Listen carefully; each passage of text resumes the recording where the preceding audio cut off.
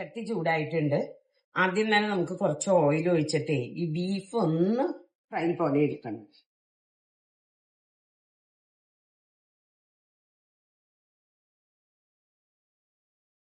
ഇതിൽ കിടന്ന് ഒന്ന് ഒരു ഇത്തിരി ഫ്രൈ ആവണം.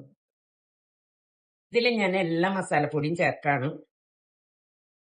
അത് അല്ലെങ്കിൽ മൂക്കില്ല മസാല, അതുകൊണ്ട് മസാല ചേർത്തു. ഇനി നമ്മൾ ഇതിലേക്ക് ഇഞ്ചി പച്ചമുളക് അരിഞ്ഞത് ഇടാണ്. അതോടൊപ്പം സബോള എല്ലാം ഒരുമിച്ച് കിടന്ന് ആയിക്കോളൂ കേട്ടാ. ഇതില് സെപ്പറേറ്റ് വഴറ്റാനൊന്നും നിൽക്കണ്ട. തക്കാളി, കുറച്ച് കറിവേപ്പില,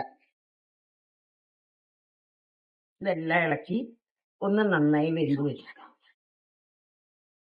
കുറച്ച് വെളിച്ചെണ്ണ നമ്മൾ ഒഴിച്ചു കൊടുക്കുന്നുണ്ട്. ഇത്തിരി ഉപ്പിട്ട് കൊടുക്കണം. ഇത്തിരി സബോളയിലൊക്കെ ഇച്ചിരി കുറവുണ്ടാവും.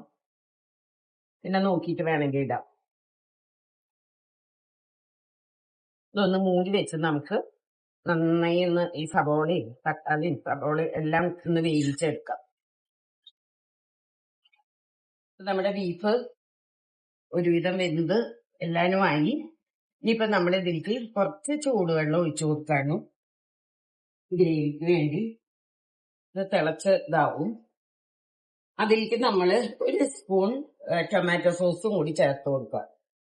ഒരു പുളിയും ഒരു സ്വീറ്റ്നെസ് ഒക്കെ കിട്ടാൻ. കുറച്ച് മല്ലിയില ഇടുന്നുണ്ട്.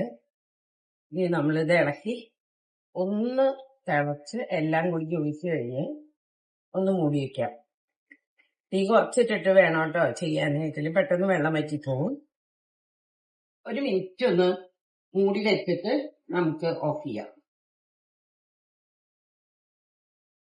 ഇപ്പൊ നമ്മുടെ ബീഫ് ഓൾമോസ്റ്റ് റെഡിയായി. ഇതൊന്ന് കുറുതാവൂട്ട ഇരുന്ന് കഴിയുമ്പോ ഇതിന്റെ ഗ്രേവി നല്ല തിക്കായിട്ട് വരും. ഈ കുറച്ചേരം ഇരുന്ന് കഴിയുമ്പോ ഞാൻ ഇതില് ലാസ്റ്റ് ഒരു പിഞ്ച് ഷുഗർ ചേർക്കും. അത് ഞാൻ ഒരുവിധം എല്ലാ കറികളിലും ചേർക്കും. ആ ടേസ്റ്റ് ഒന്ന് ബാലൻസ് ചെയ്യാൻ ഒരു തുണ്ട്. അങ്ങനെ നമ്മുടെ ബീഫ് റെഡിയായി. ലാസ്റ്റ് നമ്മൾ ഒരു തണ്ട് കറിവേപ്പിലയും കുറച്ച് മല്ലിയിലയും ഇട്ട് കൊടുക്കാൻ. ഇത് ഇരുന്ന് നന്നായി പിടിച്ച്.